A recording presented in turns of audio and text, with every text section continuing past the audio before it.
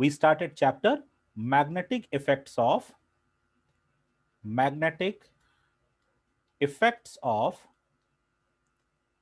electric current.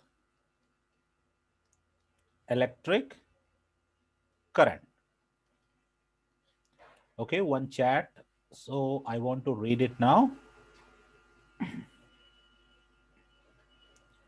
Okay, Abdul, magnetic effects of electric current. ठीक है, देखिए यहां पे एक बहुत ही अच्छा रिलेशन देखने को मिल रहा है कि मैग्नेट एंड इलेक्ट्रिक।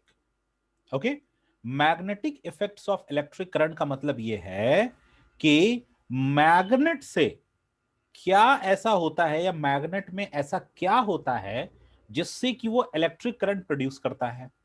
ठीक है, या इलेक्ट्रिक करंट में ऐसा क्या होता है कि जो मैग्नेटिज्म को प्रोड्यूस करता है। ठीक, ये शायद आपको थोड़ा सा सुन के अजीब लग रहा होगा, लेकिन ये बात बिल्कुल सही है। अगर हम मैग्नेट यहां पे लें तो मैग्नेट से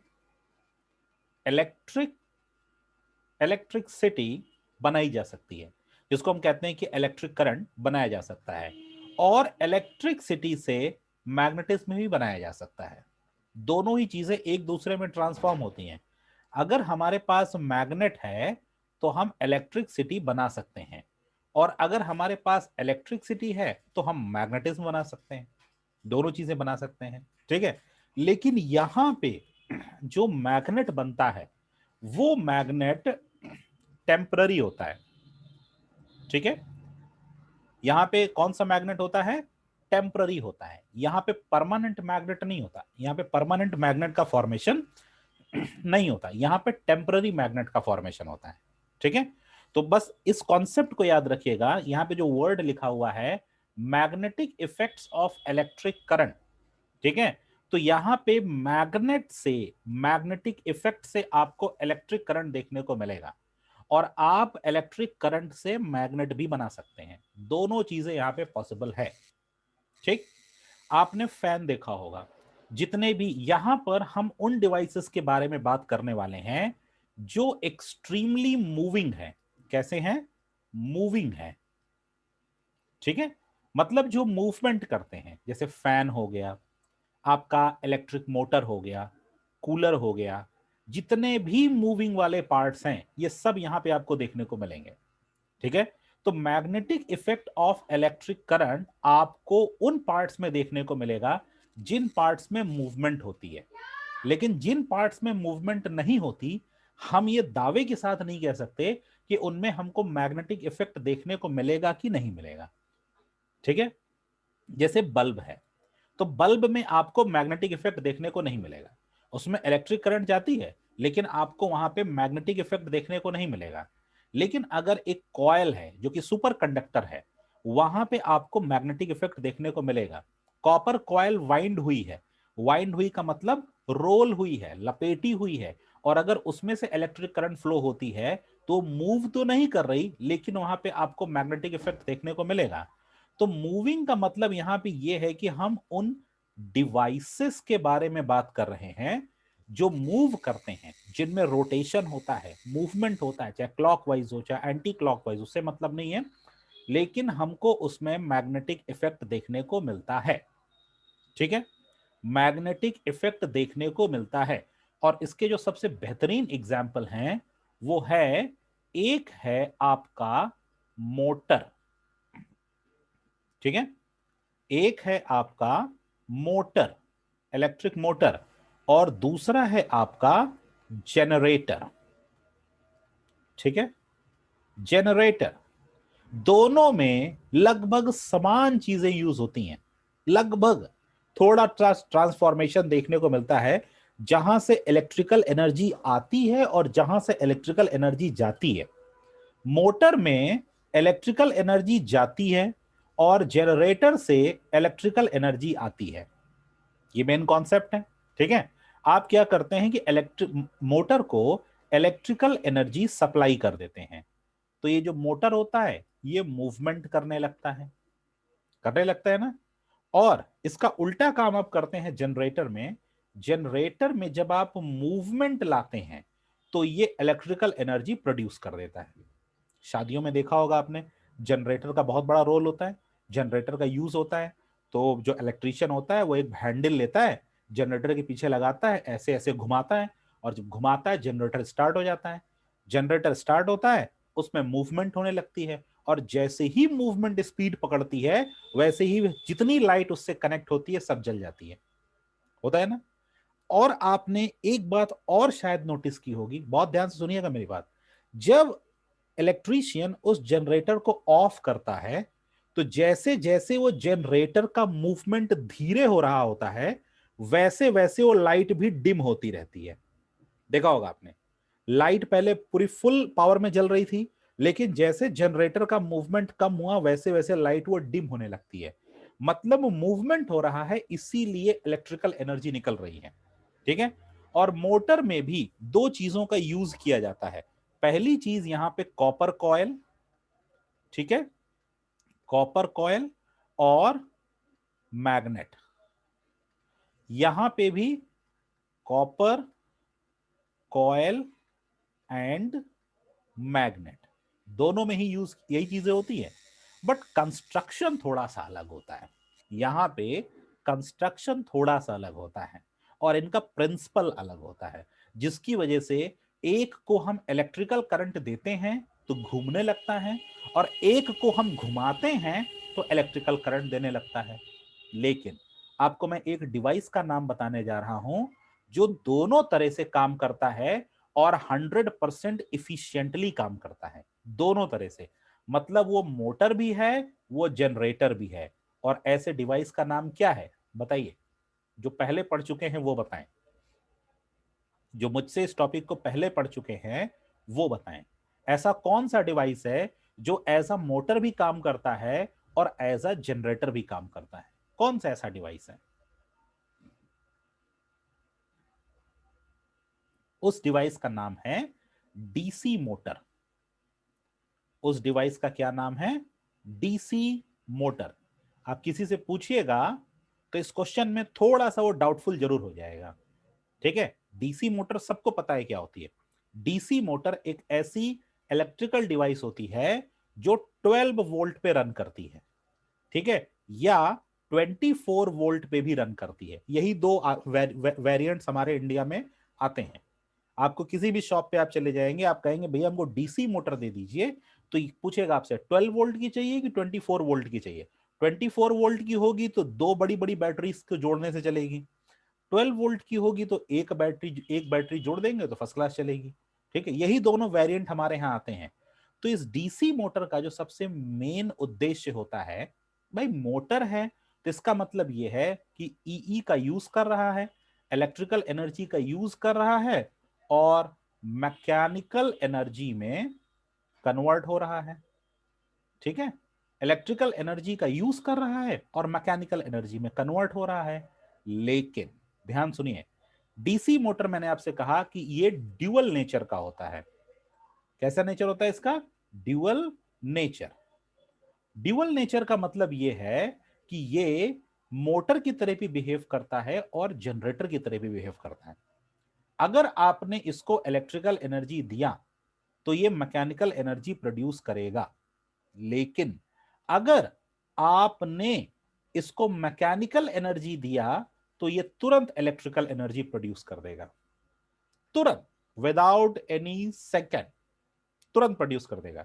मान लीजिए यहां पे हम एक मोटर बना दे, ये हमारा डीसी मोटर है, ये हमारी एक छोटी सी डीसी मोटर है, इसमें शाफ्ट लगा हुआ है, और ये शाफ्ट है, और यहां पे ये फैन लगा हुआ है। ठीक है, ये डीसी मोटर है और यहाँ पे ये फैन इसमें लगा हुआ है। यहाँ पे दो टर्मिनल हैं, ये टर्मिनल और ये टर्मिनल, ये पॉजिटिव ये नेगेटिव। यहाँ पे एक बैटरी थी, ये, इस बैटरी में भी दो टर्मिनल थे, एक टर्मिनल इसका पॉजिटिव एक टर्मिनल नेगेटिव।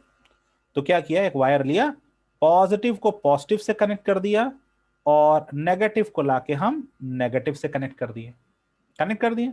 ठीक है, और ये फैन क्या होने लगा, रोटेट होने लगा। इस तरह से ये रोटेट होने लगा, चलने लगा, तेज से हवा लगने लगी। अब आपने क्या किया, ध्यान सुनिएगा मेरी बात। बहुत ध्यान से। आपने ये सेटअप देख लिया कि पॉजिटिव को पॉजिटिव से कनेक्ट किया और नेगेटिव को नेगेटिव से कनेक्ट किया।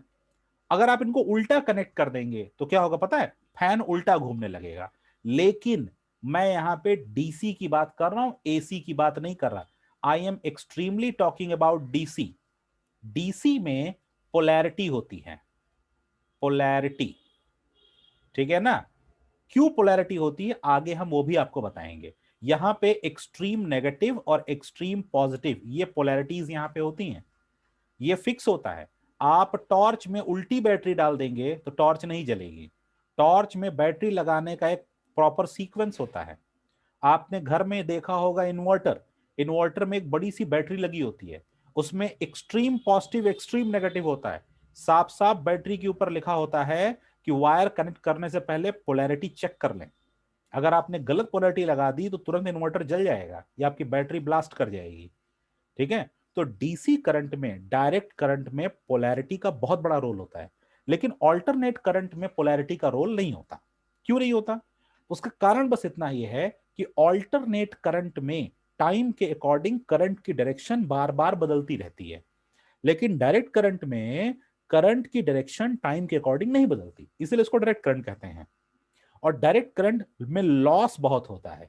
आप डायरेक्ट करंट को दूर तक नहीं ले जा सकते। अगर आप चाहें कि डायरेक्ट करंट को आप डीसी को 100 किलोमीटर तक ले जाएं तो नहीं जाएगा, रास्ते में ही सारा एनर्जी एग्जॉस्ट हो जाएगा, खत्म हो जाएगा, ठीक है। लेकिन एसी को आप 2000 या 2 लाख किलोमीटर तक ले जाना चाहें, चला जाएगा, बिना एग्जॉस्ट हुए, बिना खत्म हुए, बिना डिस्ट्रॉय हुए। क्यों?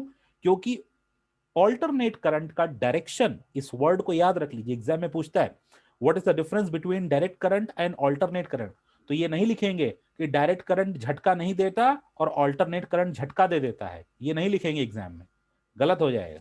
आप लिखेंगे डायरेक्ट करंट में जब ये मूव करता है, जब डायरेक्ट करंट में मूवमेंट होती है, जब ये एक टर्मिनल से दूसरे टर्मिनल जाता है, तो इसमें टाइम के अकॉर्डिंग डायरेक्शन नहीं बदलती है। लेकिन ऑल्टरनेट करंट में टाइम के अकॉर्डिंग डायरेक्शन बदलती रहती है, इसलिए उसको हम ऑल्टरनेट करंट कहते हैं, ठीक है। और इसको हम डायरेक्ट करंट कहते हैं। दूसरी बात, डायरेक्ट करंट में एनर्जी लॉस बहुत होता है, लेकिन ऑल्टरनेट करंट में एनर्जी लॉस नहीं होता। या हम ये लिख सकते हैं कि डायरेक्ट करंट में एनर्जी एग्जॉस्ट होती है, ठीक है। अगर हम इसको दूर तक ट्रांसमिशन करें तो एनर्जी एग्जॉस्ट होती है, एनर्जी लॉस होती है। लेकिन अगर ऑल्टरनेट करंट को हम दूर तक ट्रांसमिशन करें तो उसमें एनर्जी लॉस या एनर्जी एग्जॉस्ट नहीं होती। ये ग्रेट डिफरेंस है डीसी करंट और एसी करंट का। ये नहीं लिखेंगे कि डीसी करंट बैटरी से आता है और ऑल्टरनेट करंट खंभे से आता है, ये नहीं लिखेंगे, गलत हो जाएगा, ठीक है। बिल्कुल फैक्ट लिखिएगा, अपने से बना के नहीं। तो आपने देखा कि एक बैटरी है यहां पे, ये हमारी बैटरी है 12 वोल्ट की, और इससे हमने पॉजिटिव पॉजिटिव कनेक्ट किया, नेगेटिव नेगेटिव कनेक्ट किया, और ये फैन हमारा चल पड़ा, ठीक। अब आपको क्या करना है, आपने पॉजिटिव टर्मिनल देख लिया, नेगेटिव टर्मिनल देख लिया। अब आपने क्या किया कि इसमें से ये वायर निकाल दिए, ये वायर आपने निकाल दिया, और यहां पे आपने एक बल्ब लगा दिया। इस बल्ब का ये एक पॉइंट था और ये एक पॉइंट था, ये पॉजिटिव था, ये नेगेटिव था। आपने यहां से इसमें ये कनेक्ट कर दिया और यहां से इसमें, मान लीजिए एलईडी बल्ब था, छोटा सा एलईडी, ठीक है ना। कौन सी एलईडी? जो छोटी सी आती है, red colour, blue colour, green colour की जलती है ना, आपने देखी होगी, 2 रुपए 3 रुपए की, 1 रुपए की आती है मार्केट में। आपने पॉजिटिव पॉजिटिव से कनेक्ट कर दिया और नेगेटिव नेगेटिव से कनेक्ट कर दिया, और आपने क्या किया, हाथ से, अपने हैंड से इस फैन को मूव कराया। जिस डायरेक्शन में मूव कर रहा था उसी डायरेक्शन में आपने पकड़ के ऐसे घुमा दिया, ऐसे आपने उसको रोटेट कराया। जब आप रोटेट कराएंगे तो आप देखेंगे कि ये एलईडी जल जाएगी, ठीक है। ये एलईडी क्या हो जाएगी? जल जाएगी। एलईडी का मतलब लाइट एमिटिंग डायोड, ये वो वाली एलईडी नहीं है जो घर में लगाते हैं बल्ब, वो नहीं। ये छोटी छोटी एलईडी होती है, रेड कलर की, ग्रीन कलर की, येलो कलर की, ब्लू कलर की मार्केट में आती है, ठीक है। आपने इसको देखा, ये जल जाएगी, लेकिन जैसे ही फैन का रोटेशन धीरे होगा बुझ जाएगी, फिर आप घुमाएंगे फिर जल जाएगी, बिना किसी बैटरी, बिना किसी सपोर्ट के। इसका मतलब यह निकल के आता है कि जब हमने इस मोटर को, ये जो हमारी मोटर है, जब हमने इसको करंट दिया था, जब हमने इसको इलेक्ट्रिकल एनर्जी दी थी, तो ये मूवमेंट करके दिखाई थी, मतलब electrical energy converted into mechanical energy. लेकिन जब हमने उस बैटरी को रिमूव कर दिया और इसको हमने हाथ से रोटेट किया, तो mechanical energy gets converted into electrical energy. तो याद रखिए, डीसी मोटर एक ऐसा डिवाइस है, डीसी मोटर एक ऐसा डिवाइस है जो जनरेटर और मोटर दोनों की तरह से काम करता है। ठीक है, दोनों तरह से काम करता है, it work as a dual nature. लेकिन ध्यान सुनिए, अगर आप एसी जनरेटर ले लें या आप एसी मोटर ले लें, जनरेटर छोड़ दीजिए, अगर आप एसी मोटर ले लें और आप चाहें कि ये एसी जनरेटर की तरह भी काम करे, ठीक है, एसी जनरेटर की तरह भी काम करे, तो ये पॉसिबल नहीं है। पॉसिबल हो सकता है, लेकिन हमको इसमें कुछ ट्रांसफॉर्मेशंस करने पड़ेंगे। क्या करना पड़ेगा? कुछ ट्रांसफॉर्मेशंस करने पड़ेंगे, कुछ चेंजेस करने पड़ेंगे। जब हम चेंजेस कर देंगे तो डेफिनेटली ये जनरेटर की तरह काम करने लगेगा। कुछ ट्रांसफॉर्मेशंस करने पड़ेंगे, लेकिन इस डीसी के केस में हमको कोई भी ट्रांसफॉर्मेशन करना नहीं पड़ेगा और ये direct generator as well as motor दोनों का काम करेगा। आपको मेरी बात पे थोड़ा सा भी अगर यकीन हो तो एक छोटा सा मोटर ले लीजिए, डीसी मोटर घर में आपके होगा या किसी शॉप से ले लीजिए और इस चीज को ट्राई करके देख लीजिए। 20 रुपए 15 रुपए का मोटर मिलेगा, ठीक है, और छोटा सा उसमें एक एलईडी बल्ब जोड़ लीजिए पीछे, पॉजिटिव को रेड में जोड़ दीजिएगा और नेगेटिव को ब्लैक में जोड़ दीजिएगा, और उस मोटर के आगे के पॉइंट को हाथ से तेजी से ऐसे ऐसे रोटेट करिएगा। आप देखेंगे कि वो बल्ब जल जाएगा, फिर बुझ जाएगा, फिर जल जाएगा, फिर बुझेगा। जब आप रोटेट कराएंगे तो एक बार फ्लैश करेगा, फिर बुझ जाएगा, फिर रोटेट कराएंगे, फ्लैश करेगा, बुझ जाएगा। ठीक है, तो ये सिस्टम आपको डीसी मोटर में देखने को मिलेगा।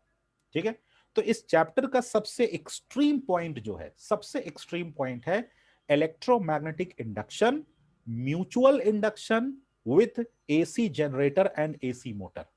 ठीक है, राइट हैंड थंब रूल, ठीक है, फ्लेमिंग का right hand thumb rule, left hand rule. ठीक है, बहुत सारे रूल्स हैं, 3 तरह के हम रूल पढ़ेंगे, 2 डिवाइसेस पढ़ेंगे, मोटर और जनरेटर पढ़ेंगे। ठीक है, और electromagnetic induction and mutual induction पढ़ेंगे। करीब 7 मेन टॉपिक्स हैं इस चैप्टर में। चलिए, तो ये तो था चैप्टर का एक छोटा सा इंट्रोडक्शन। अब हम चैप्टर को स्टार्ट करते हैं। ठीक है, तो इस चैप्टर की जो मेन जान है, जो मेन कैपेसिटी है, वो क्या है? मैग्नेट है। ठीक है, मैग्नेट ब्लैक कलर का होता है, आपने देखा होगा, ये इस तरह का मैग्नेट होता है। ठीक है, ब्लैक कलर का होता है। Bar magnet, horse shoe shape magnet, flat magnet, वो क्या कहते हैं, स्फेरिकल मैग्नेट, बहुत सारे मैग्नेट आ गए हैं अब तो।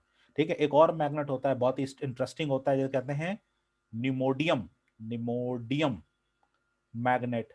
ठीक है ना, निमोडियम मैग्नेट जो होते हैं बड़े डेंजरस होते हैं, छोटे छोटे होते हैं, लेकिन जिसको हम कहते हैं ना मोस्ट पावरफुल, मोस्ट पावरफुल, बहुत ही ज्यादा पावरफुल होते हैं।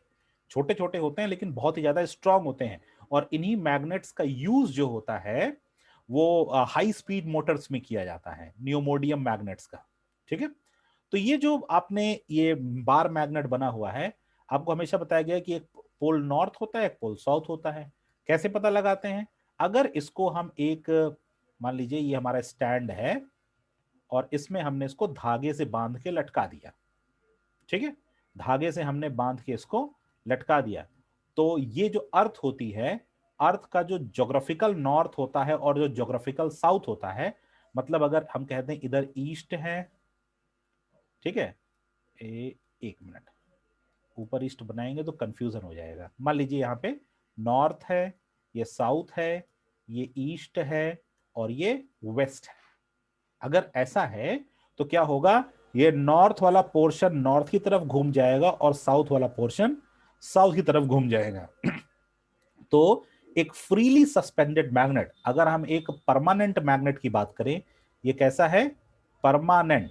अगर हम एक परमानेंट मैग्नेट की बात करें और उसको हम फ्रीली सस्पेंड करते हैं, लटका देते हैं एक डोरी से बांध के, तो उसका नॉर्थ पोल अर्थ के ज्योग्राफिकल नॉर्थ की तरफ पॉइंट करता है और उसका साउथ पोल अर्थ के ज्योग्राफिकल साउथ की तरफ पॉइंट करता है।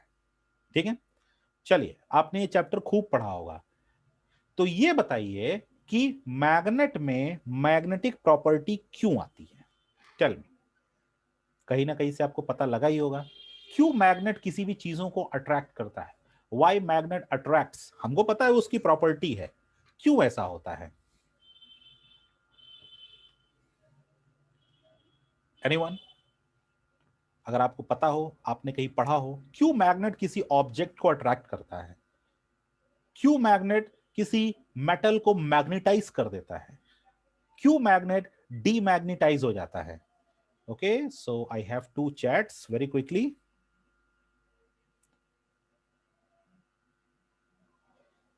प्रज्वल, मैग्नेटिक फील्ड लाइंस, नहीं मैग्नेटिक फील्ड लाइन से नहीं, मैग्नेटिक फील्ड लाइंस से नहीं।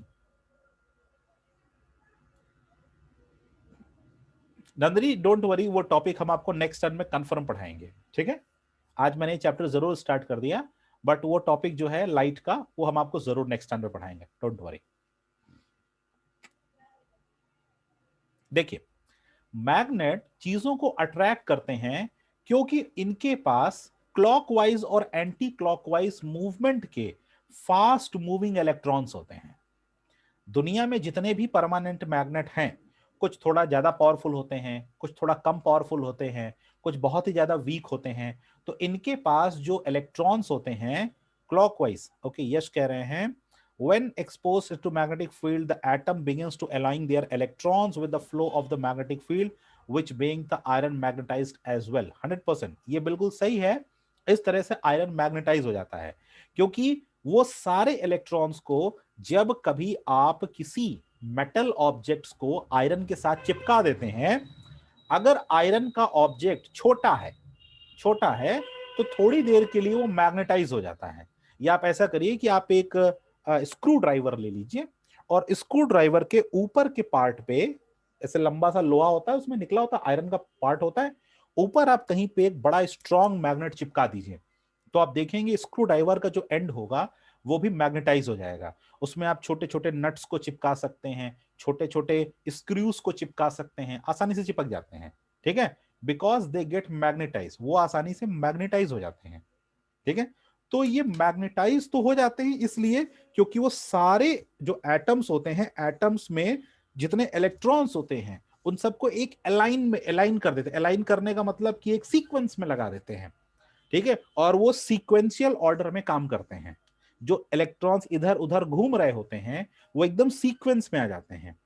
मतलब जैसे कि आपने देखा होगा स्कूल में जब लाइन बनने लगती है, जब कमांड बोली जाती है तो सब एक रो में खड़े हो जाते हैं, लाइन में खड़े हो जाते हैं, बिल्कुल वैसे ही। तो यहां पे तो ये मैग्नेटाइज हो जाता है। लेकिन कोई मैग्नेट किसी चीज को चिपकाता क्यों है, इसलिए चिपकाता है क्योंकि उसके पास fast moving of clockwise and anti clockwise electron होते हैं, और इसी क्लॉकवाइज और एंटी क्लॉकवाइज की वजह से मैग्नेट्स में पोल जनरेट होते हैं। और आपको यह भी पता होगा कि अगर आप किसी मैग्नेट को तोड़ दें, अगर आप किसी मैग्नेट को बीच से तोड़ दें तो फिर से एक नया नॉर्थ और साउथ जनरेट हो जाता है। ठीक है, अगर इस मैग्नेट को आप तोड़ के दो पार्ट में कर दें तो फिर से तुरंत क्या हो जाएगा, ये नॉर्थ बन जाएगा, ये साउथ बन जाएगा, ये नॉर्थ बन जाएगा, ये साउथ बन जाएगा। आप इनको फिर तोड़ देंगे तो फिर नॉर्थ साउथ बन जाएगा। इसी वजह से होता है क्योंकि इनके जो इलेक्ट्रॉन्स होते हैं फास्ट मूविंग इलेक्ट्रॉन्स होते हैं, और जैसे ही पार्ट टूटता है उनका अलाइनमेंट बदल जाता है। अगर अलाइनमेंट नहीं बदलेगा तो सेम पोलैरिटी रहेगी, लेकिन ऐसा होता ही नहीं है। उनका अलाइनमेंट जो होता है, जो उनके इलेक्ट्रॉन की मूवमेंट का अलाइनमेंट होता है, वो तुरंत बदल जाता है। ठीक है ना, जो पहले जैसे बिहेव कर रहे थे अब उस तरह से नहीं बिहेव करते क्योंकि साइज छोटा हो गया। तो उनका अलाइनमेंट क्या होगा, कम हो जाएगा, अलाइनमेंट फास्ट हो जाएगा, उनका मूवमेंट फास्ट हो जाएगा। ठीक है, तो इस वजह से वो एक नया नॉर्थ साउथ पोल जनरेट कर लेते हैं। हम सिंपल ये कहें कि एक नया पोल वो जनरेट कर लेते हैं। ठीक है, चलिए मैग्नेट की कुछ प्रॉपर्टीज देखते हैं। तो मैग्नेटिक प्रॉपर्टी, मैग्नेट प्रॉपर्टीज। ठीक है, फर्स्ट मोस्ट इंपॉर्टेंट प्रॉपर्टी क्या है, सब आपको पता है हमेशा, लाइक पोल्स अट्रैक्ट करते हैं। ठीक है, नहीं नहीं, एक मिनट, ये unlike, attract and like poles repel करते हैं, ठीक है। और मैग्नेट में जो पोल्स होते हैं एक नॉर्थ होता है और एक साउथ होता है, क्योंकि अर्थ का ज्योग्राफिकल नॉर्थ और साउथ ये इनको पॉइंट आउट करता है, ठीक है। अगर आप किसी फ्रीली सस्पेंडेड मैग्नेट को लटका दें तो वो हमेशा क्या करते हैं, एक पोल नॉर्थ की तरफ चला जाता है, एक पोल साउथ तरफ चला जाता है। तो इसी तरह से पता चलता है कि ये नॉर्थ है और ये साउथ है। पहले के समय में जब हमारे पास कोई इलेक्ट्रिकल डिवाइस नहीं हुआ करता था, अब तो आप पूरे विश्व में कहीं भी चले जाइए, गूगल मैप्स हैं, गूगल मैप्स पे आप सर्च करिए और चले जाइए, ठीक है। लेकिन पहले के सोचिए, जब लोग डिस्कवरीज के लिए शिप पे निकलते थे तो उनके पास कोई इलेक्ट्रिकल डिवाइस नहीं होता था। क्या होता था, सिर्फ और सिर्फ एक मैग्नेटिक कंपास होता था, ठीक है। काफी एक्यूरेट होता था। कुछ लोगों के पास वाटर कंपास होता था, कुछ लोगों के पास मैग्नेटिक कंपास होता था। उनके उनको उनके घर वालों को यह भी नहीं पता होता था कि आदमी निकल रहा है तो वापस आएगा कि नहीं आएगा, जीवन में हमारी इससे कभी मुलाकात होगी कि नहीं होगी।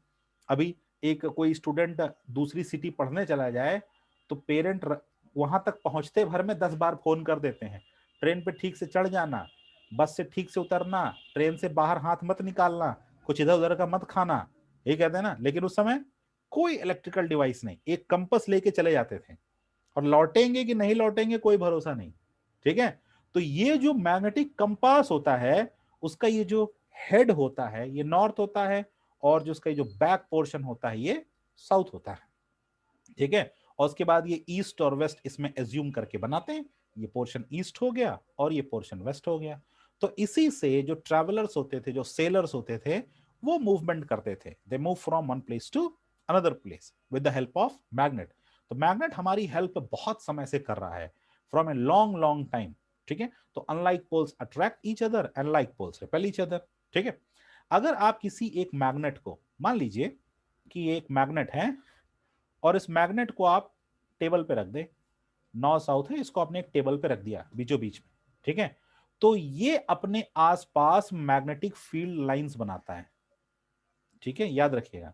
ये अपनी जो मैग्नेटिक पावर होता है उसका ये एरिया बना लेता है, ये अपनी मैग्नेटिक पावर का एक एरिया बना लेता है। मतलब अगर इस एरिया में आपने एक पिन रख दिया, कोई लाइटर ऑब्जेक्ट रख दिया, तो ये क्या करेगा, इसको तुरंत अट्रैक्ट कर लेगा, ठीक है। एक बात और, अगर आपने लाइटर ऑब्जेक्ट नहीं रखा, कोई हैवी ऑब्जेक्ट रख दिया, मान लीजिए आपने एक आयरन बार रख दिया, तो ये हो सकता है इसको ना खींचे, लेकिन इस मैग्नेट का जो मैग्नेटिज्म इंपैक्ट है वो उस पार्ट पे रहेगा। मतलब इतनी दूर तक उसका मैग्नेटिज्म पावर मेंटेन रहेगा, ठीक है। इतनी दूर तक उसका मैग्नेटिज्म पावर क्या होगा, मेंटेन रहेगा। मैं आपको एक छोटा सा एक्सपेरिमेंट बता रहा हूं। अगर आपके पास एक कोई मैग्नेट हो तो आप उस मैग्नेट को ले लीजिएगा और जो आपका फोन का चार्जर होता है ना, उसको बोर्ड में प्लग करिएगा और स्विच ऑन करिएगा, और आप उस मैग्नेट को उस चार्जर के पास ले जाके उसके सराउंडिंग में ऐसे थोड़ा सा पास में, उसके पास ले जाके रोटेट करने की कोशिश करिएगा। आपको आपके मैग्नेट पे और आपकी उंगली पे आपको वाइब्रेशन फील होगी। क्यों वाइब्रेशन फील होगी, क्योंकि वो एक मैग्नेटिक फील्ड बनाएगा और उस मैग्नेटिक फील्ड से इलेक्ट्रिकल एनर्जी टकराएगी, तो आपको भी हल्की सी वाइब्रेशन फील होगी। आपको लगेगा अरे ये क्या हो रहा है, कैसी वाइब्रेशन है ये, ठीक है। तो इलेक्ट्रिकल फील्ड और मैग्नेटिक फील्ड का ये इंटरफेरेंस है, एक दूसरे की फील्ड में ये इंटरफेयर कर रहे हैं, ठीक है। इसलिए एनर्जीज क्या होती है, मैनिपुलेट होती हैं, एनर्जीज एक दूसरे पे अपना इफेक्ट शो करती हैं, ठीक। तो अगर कोई बड़ा आयरन का पीस है या कोई छोटा आयरन का पीस है, तो उससे ये मतलब नहीं कि अट्रैक्ट कर लिया तो अपना इफेक्ट दिखा रहा है, अट्रैक्ट नहीं किया तो अपना इफेक्ट नहीं दिखा रहा, उससे मतलब नहीं है। अट्रैक्ट करे या ना करे, उसकी अपनी एक एरिया होती है, उसकी अपनी एक मैग्नेटिक फील्ड होती है, और वहां तक वो अपनी एनर्जी शो करता रहेगा, चाहे कुछ भी हो जाए, उससे मतलब नहीं है। वो अपनी एनर्जीज वहां तक शो ही करेगा हर कंडीशन में।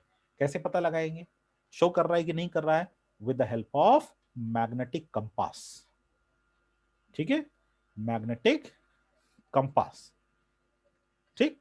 अगर आपने मैग्नेटिक कंपास को यहां रखा तो काम करेगा, ठीक है, उसमें डिफ्लेक्शन देखने को मिलेगा, यहां रखा डिफ्लेक्शन देखने को मिलेगा, यहां रखा डिफ्लेक्शन देखने को मिलेगा, यहां रखा अभी भी डिफ्लेक्शन देखने को मिलेगा। थोड़ा सा आपने बाहर कर दिया, अब यहां पे डिफ्लेक्शन नहीं होगा। इसका मतलब कि ये वाला जो पार्ट है जिसको मैं ब्लू से बनाने जा रहा हूं, इस पार्ट पे मैग्नेट की मैग्नेटिज्म का कोई असर नहीं हो रहा है। मतलब ये एरिया मैग्नेट से दूर है। आप इसमें किसी भी चीज को रख देंगे तो उस पर मैग्नेटिक इफेक्ट देखने को नहीं मिलेगा। ठीक है, बात समझ में आई? चलिए अब इसके बारे में और डिटेल में बात करते हैं। So it is called as, ये जो लाइंस आपको ये दिख रही हैं, ये जो लाइंस हैं, ये मैग्नेट के पास, आप मैग्नेट के पोल्स के पास आएंगे तो आपको बहुत क्लोज होती दिखाई देंगी। इनको कहते हैं magnetic field lines. Magnetic field lines. ठीक है, तो इनकी कैरेक्टरिस्टिक आपसे एग्जाम में पूछी जाती है। What are the characteristics of magnetic field lines? चलिए पढ़ते हैं इसको।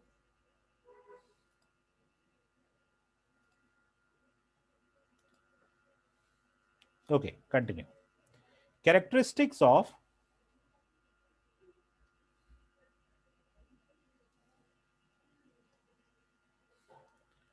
Magnetic field lines.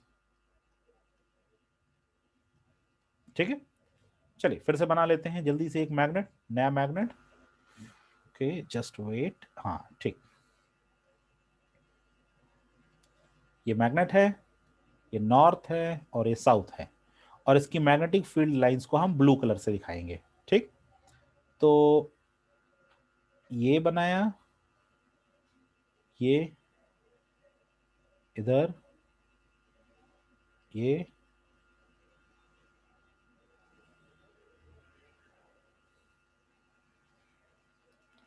थोड़ा सा और, ठीक, ये है। अब इसमें हम एक एरो बनाने जा रहे हैं, देखिएगा, इधर से इधर, इधर से इधर, इधर से इधर और इधर से इधर, इधर, इधर, इधर एंड इधर। ठीक है, north to south. Remember always, मैंने इन लोगों को बहुत सारे क्वेश्चन कराए हैं जो पहले मुझसे पढ़े हैं ये चैप्टर, इनको मैंने इस पे क्वेश्चन कराए हैं। इस पे डायग्रामेटिक क्वेश्चन खूब पूछता है आपसे। ठीक है, दो मैग्नेट आपको दे देगा, फिर आपको वहां पे मैग्नेटिक कंपास रख देगा या एरो बना के दे देगा और पूछेगा बताइए एरो किधर से किधर की तरफ जा रही है। ठीक है, so remember always, point number 1, magnetic field lines always arise from north and ends to south. North से अराइज होती हैं और साउथ पे निकलती हैं। ठीक है, they arise from north and ends with south. ठीक है, और फर्स्ट पॉइंट ये हो गया, नॉर्थ से निकलती हैं और साउथ पे जाती हैं। दूसरा पॉइंट ये है कि मैग्नेटिक फील्ड लाइंस जो होती हैं वो एक दूसरे के काफी क्लोज होती हैं, क्लोज कर्व बनाती हैं। जो ये ऐसे मुड़ती हैं, नॉर्थ से निकल के फिर साउथ पे ऐसे मुड़ती हैं, या इधर से नीचे से निकल के साउथ पे जा रही हैं, या ऊपर से निकल के साउथ पे जा रही, कहीं से भी जा रही हैं। ठीक है, ये तो भाई अगर आपने एक मैग्नेट ऐसे हाथ में पकड़ लिया तो ये तो पूरे चारों तरफ होगा, इसके हर तरफ से होगा। ठीक है, तो ये जो मैग्नेटिक फील्ड लाइंस हैं ये एक दूसरे के बहुत ज्यादा क्लोज होती हैं। ठीक है, ये एक दूसरे के बहुत ज्यादा क्लोज होती हैं। अब सुनिए, अगर मैग्नेटिक फील्ड बहुत स्ट्रांग है, थर्ड पॉइंट, अगर मैग्नेटिक फील्ड बहुत स्ट्रांग है, कोई एक बहुत ही स्ट्रांग मैग्नेट है, जैसे मैंने आपको बताया कि नियोमोडियम मैग्नेट है। ठीक है, नियोमोडियम मैग्नेट सिल्वर कलर के होते हैं। अगर नियोमोडियम मैग्नेट है तो ये मैग्नेटिक फील्ड ऑफ लाइंस बहुत ज्यादा क्लोज होंगी, बहुत ही ज्यादा क्लोज होंगी। ठीक है, तो मैग्नेटिक फील्ड लाइंस जितनी ज्यादा क्लोज होंगी उतना ज्यादा मैग्नेटिक फील्ड स्ट्रांग होगा। अगर मैग्नेटिक फील्ड लाइंस कम क्लोज होंगी तो वो मैग्नेट वीक मैग्नेट होगा, स्ट्रांग मैग्नेट नहीं होगा। इसीलिए स्ट्रांग मैग्नेट में magnetic field lines, magnetic field lines are close. ठीक है, स्ट्रॉन्ग मैग्नेट में मैग्नेटिक फील्ड लाइंस क्लोज होंगी और वीक मैग्नेट में मैग्नेटिक फील्ड लाइंस क्लोज नहीं होंगी, दूर दूर होंगी। लास्ट सबसे इंपॉर्टेंट, मैग्नेटिक फील्ड लाइंस चाहे जितनी क्लोज हो चाहे जितनी दूर हो, ये कभी भी एक दूसरे को इंटरसेक्ट नहीं करती हैं। मतलब मैं रेड से बना के दिखा रहा हूं, देखिए ये कभी भी ऐसे करके नहीं जाएंगी, कभी नहीं। कभी ये एक दूसरे को, ये नहीं कि ऐसे करके ऐसे गई फिर ऐसे आई, नहीं, या फिर ऐसे करके गई और ऐसे आई, नहीं, कभी एक दूसरे को इंटरसेक्ट नहीं करेंगे। देखिए यहां पे इंटरसेक्ट कर रही हैं, यहां पे इंटरसेक्ट कर रही हैं, यहां पे इंटरसेक्ट कर रही है, यहां पे इंटरसेक्ट कर रही है, कभी भी इंटरसेक्ट नहीं करेंगी।